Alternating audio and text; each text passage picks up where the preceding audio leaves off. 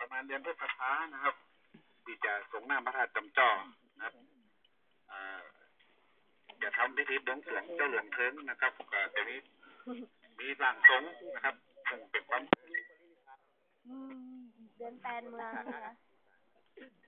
วันนี้ผมทราบอันนี้แสดงว่าตรงนี้นี่ก็เป็นคูเมืองเก่าลองมาทางนี้เราครับมาจน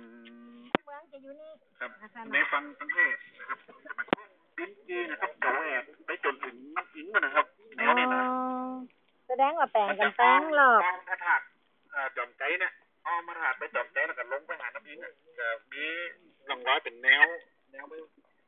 จนถึงน้ำอิงครับก็วัดจอมใจนี่อยู่ในเขตของในเมืองนะครับอยู่ในเขตเมือง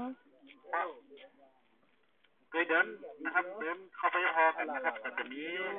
ดินกีนะครับที่เป็นแนวคือเลี้ยงปัจจัยก็เป็นคือเลี้ยงครับจนน้ำอิงเลยนะครับ